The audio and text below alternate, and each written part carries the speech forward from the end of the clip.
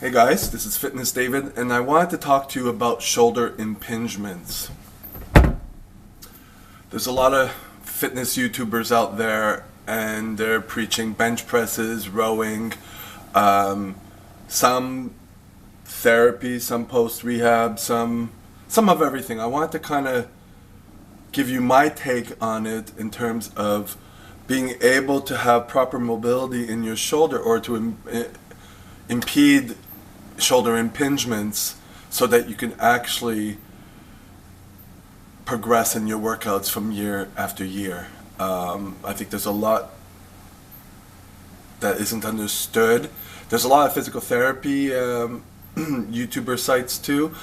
I'm a kinesiologist. I have an exercise science degree. I'm also a massage therapist, and I have lots of experience with the shoulder because I've had problems on my own. I still have them. It's all about managing your shoulder, managing everything, managing the weakest points in certain movements. So this is probably going to be a series. I have a lot of ideas for this, and I'll probably put it in a playlist on YouTube. Just kind of give you an idea of how the shoulder works in a sense with respect to the basic exercises that you do, and how to prevent it from degenerating. So with that being said, this first video is going to be just an overall view of shoulder impingement in my way of explaining it. Who knows, I'll probably add on more videos as things come up, but at least it will be in a playlist so that I could always add to it. And if you have comments, I could do videos on that too, and I myself will learn from this. So I'm a very big proponent of prevention as opposed to reaction treating, okay? But things happen, so the more knowledge you have in this respect, the easier it is. Okay, so the definition, simply put, shoulder impingement syndrome is when the rotator cuff tendons, long head of the bicep tendon, glenohumeral joint capsule, and or subacromial bursa become impinged between the humeral head and the anterior acromion. The shoulder joint is a very unstable or instable joint. It can pop out easily. So you need a lot of structures around it, ligamentous and muscular, and well, ligamentous and tendinous, which come from muscles, to keep it in place. But it's also why that you could do many movements. This is my bad shoulder, let's say, and I'm getting a lot more mobility. This is my better shoulder. So just so you know, I'm talking from experience, and this is going to help me too. The biceps do attach to the shoulder joint, the glenohumeral joint capsule. The shoulder has a capsule, which is a lot of ligaments that try to keep the stability in the shoulder. Subacromial bursa, which are like fluid sacs. You know when you crack your knuckles? There's fluid sacs in between your joints. You have that around the shoulder joint too. You know, some extra cushioning and some extra, yeah, we'll say cushioning, you know, to prevent the bones from frictioning upon each other. The acromion is part, well, you have your clavicle here, your collarbone, and then you have your shoulder blade. There's this part of your shoulder blade that comes out into a little point, which is the acromion, and it attaches to your clavicular, your clavicle. So things attach here in your whole shoulder girdle, which is including your humerus, which is your arm bone. The main affected muscle when you have an impingement is usually the supraspinatus. It's usually pinched between the shoulder blade and the head of the upper arm bone. When you lift your arm, when there's a pinching around here, you know you got it. Alright, there's also, there's different tests where you cross your arm over, and if that hurts, that's the supraspinatus, being, it's being pinched. But runs, let's say these are your upper traps, deep into that, you got where you have your shoulder blade. If you feel here, you have this hard, bony part here. That's part of your shoulder blade. Okay, your scapula. Right above it, deep to your traps, because your traps cover everything, you have your supraspinatus, and that goes onto your humerus, your arm bone. It's all in there, and that's the thing that's right underneath that acromion, or that shoulder joint. That shoulder space between the shoulder joint and the acromion. That little prong that comes out of your shoulder, your scapula. There's a space there, and that's the first thing that gets pinched when the space reduces. Primary impingement and secondary impingement, I'm just talking about what I've experienced and what a lot of people experience in the gym related. If you have a primary impingement, it could be, okay, this is important, a hooked acromion. If the acromion, like if the extension from your shoulder blade isn't straight, it curves downwards in some way, it's going to reduce the space underneath that, and that's going to not leave a lot of room for when there's any inflammation there, you're going to feel an impingement. Hopefully this will make sense as this rolls along further in the video and the following videos. So just try to follow through this and see if you can retain one or two things from this, and you can always review the video again, play it again and again, and that's kind of how you learn. You're not going to learn on the first shot. Osteophyte, which is basically bone spurs. When you have bone formation, they chip off for any reason due to some sort of friction or anything, and that kind of causes pain and can cause inflammation, and therefore when there's inflammation and there's no more space left underneath the acromion, you're going to get, or that subacromial space, you're going to get pinching. You want to have no inflammation, you want to have free movement in there, and there's not that much space to have free movement in there. Trauma, okay, that's important. Trauma, it can lead to too much inflammation if there's not enough recuperation and there's not enough balance work done around the other muscles that lower your arms. Speaking very generally, it's important that everything be balanced. If you're prominently doing something above your head and that's the only movement you're doing, muscles are going to be developed in a certain area. Biomechanics are going to be not the best. They're going to be adapted to just one movement, and anything faulty will cause muscle imbalance and muscle length tension ratios around the shoulder, meaning that some muscles will be overly tight, some muscles will be overly slack.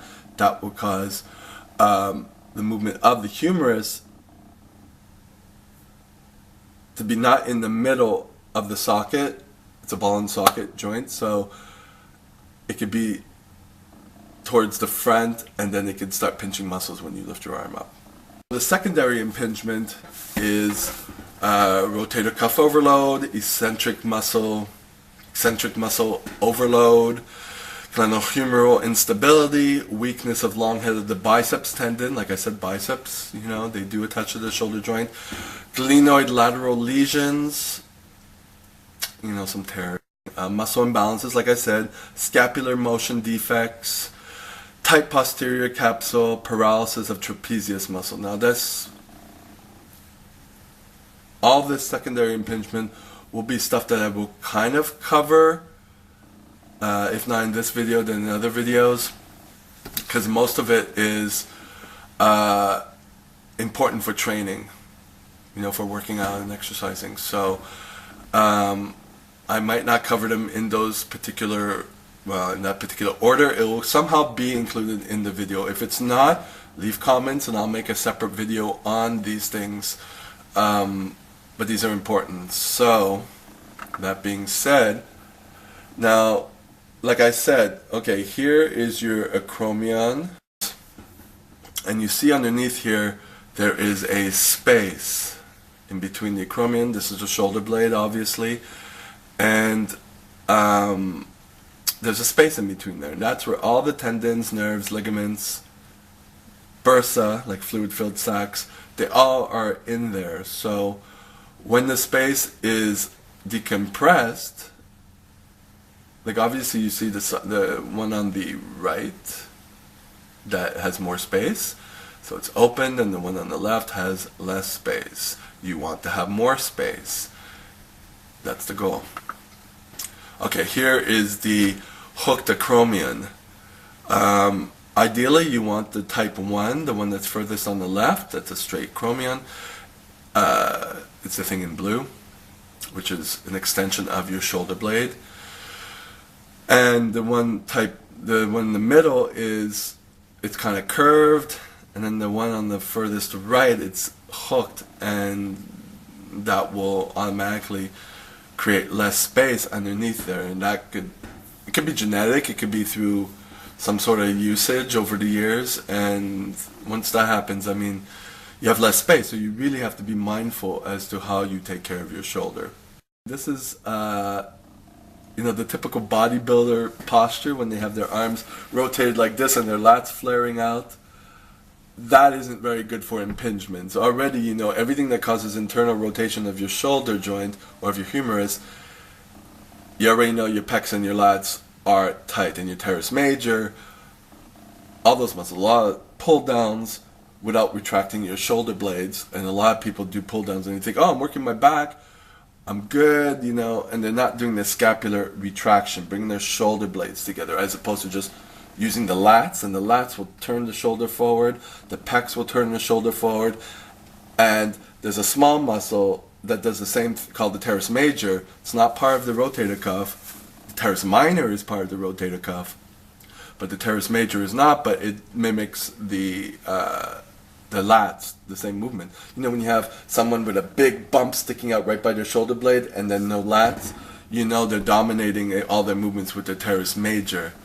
And you don't want small muscles to take over the function and the strength of the big movements. That's a recipe for disaster. But just to show with this photo is that when you're walking like this, you're going to have shoulder problems eventually, if not already. Okay. That being said, another picture here with a flat acromion versus a hooked acromion. Now here's a better picture. You see on the left side, you see the supraspinatus tendon. Like I said, it's the supraspinatus that will get the first, you'll see the first signs of problems with that. If you keep going further, then everything's going to inflame and you're going to get frozen shoulder. You won't be able to lift up your arm. The biceps get inflamed from that. Everything in that area will get inflamed eventually if you're not taking care of the first signs of this issue. The blue thing is the bursa. It's a cushioning. It prevents friction of the bones against the bone. On the left side, what you see is when everything is compressed because there's less space underneath the acromion, the subacromial space. Bone spurs from friction of, it looks here that it's from the clavicle rubbing with the acromion. They do attached. When it gets impinged, when there's less space, you're going to get frayed muscle coming in. Like everything's going to start to rip. And the bone spurs is what's going to accelerate it, and the frayed muscle is going to accelerate it. The inflamed bursa, everything gets inflamed, things break off, it's havoc. It's a big cocktail in there. Here is what you call winging of the scapula. I'm just adding that in there. I should talk about it in another video. If you see on the left side of this guy, you see that shoulder blade is sticking out. It's not supposed to stick out like that. The shoulder blade is supposed to be, you have your rib cage, it's supposed to lay flat against your rib cage, and the rib cage goes around your body like a corset. That area, that way. It's supposed to be against that throughout your movement. Whether it go up and down, it's supposed to do that. If it sticks out, some of the muscles that attach to the shoulder blade, which we're talking about the rotator cuff muscles, they attach to the shoulder blade, teres major 2, lats, biceps. It's part of the joint. The whole shoulder girdle I said joint, shoulder girdle. And usually what attaches it, which flattens the shoulder blade, is the serratus anterior, the serratus, whatever you want to call it. I'm going to talk about that in another video. Usually if that is weak, your shoulder blade will not function properly. You probably will dominate movements with your traps and your levator scapula, which does the same movement as the traps. The upper traps, that is, like I said before, the teres major, which is a smaller muscle, mimicking the lats. The levator scapula, which is underneath the upper traps, it's a small muscle, and it mimics the upper traps. If that takes the brunt of the movement, everything's going to be up like this, and you're going to have less space underneath the acromion, and then more prone to impingements once again. So you want to look at wing scapula, because it's the serratus anterior will press the shoulder blade down and lift it upwards while you're raising your arm, as opposed to raising your arm like that. You're going to raise it with the shoulder down.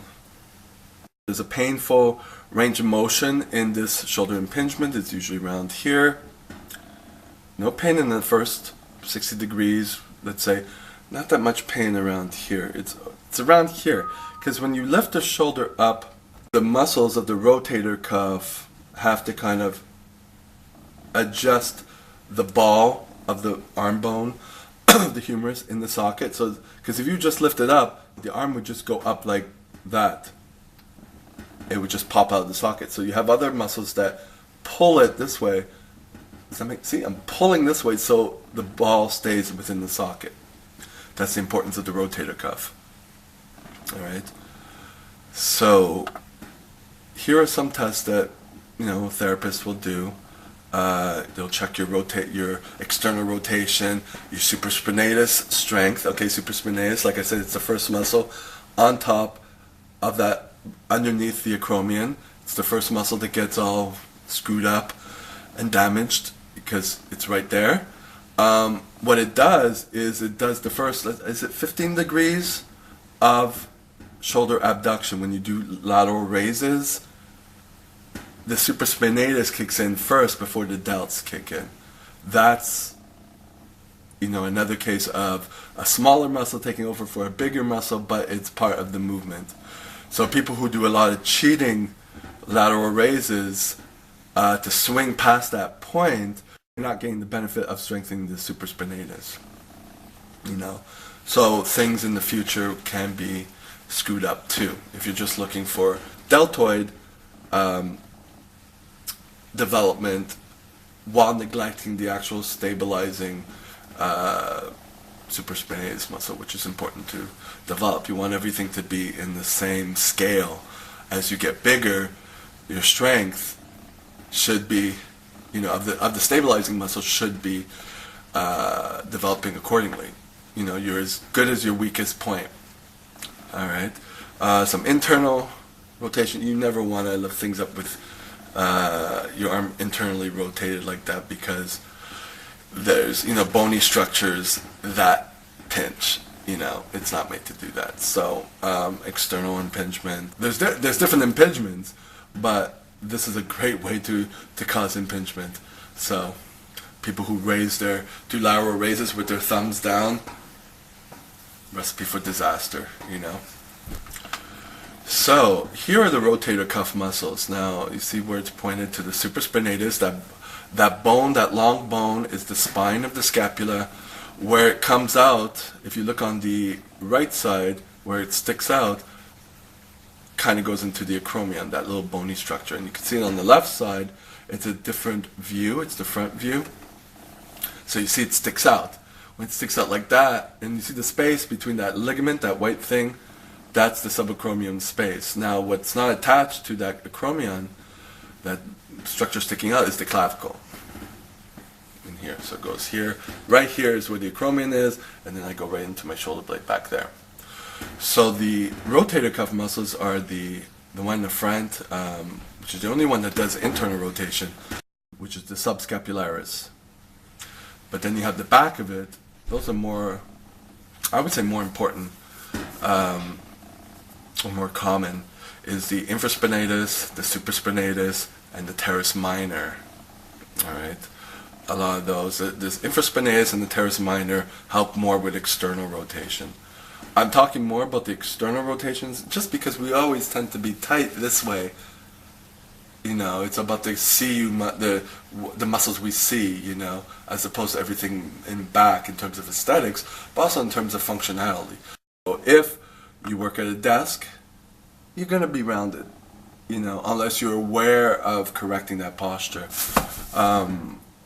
The more you focus on the external to be external rotation or the external back, you know, the open posture to equalize the amount of time that you do a forward posture, it'll help you balance out. Like if you're bench pressing 10 times more than you're rowing, proper rowing with shoulder retraction, shoulder blade retraction, you're going to end up rounded. Okay, so this is what I showed before. If you see the arrow going this way, you're lifting your arm up, the force goes this way and it pulls. And see, you see the arrow coming where it says supraspinatus and there's a muscle there. That's where it's going to pull. Actually, you see where it says deltoid, there's an arrow going up, the deltoid moving your arm up, and then the supraspinatus moving the ball of the arm this way so that it stays in the socket and so that you can lift your arm up. This is just a little test to see how to check for internal rotation of the shoulder. You can bring your arms behind your back, how high you bring them up. Just to show what a neutral shoulder joint is, and then when you lift it up, you see there is some compression in the joint. So already, if there's less space within that, the more you're going to have more compression and you probably have more tearing, which will eventually lead to inflammation and that whole impingement thing, and frozen shoulder and all that stuff. Rotator cuff, the subscapularis. If you see the subscapularis, that means you can't see it. You can't see any of your shoulder, your rotator cuff. I think you might be able to. I know you could, you know, your teres major. You could touch. You could palpate. Maybe your infraspinatus, you could see it through some of the structures, but basically they're covered. Like people who do their rotator cuff muscles and they're thinking they're developing it because you see them. You don't see them. It's for the integrity of the shoulder.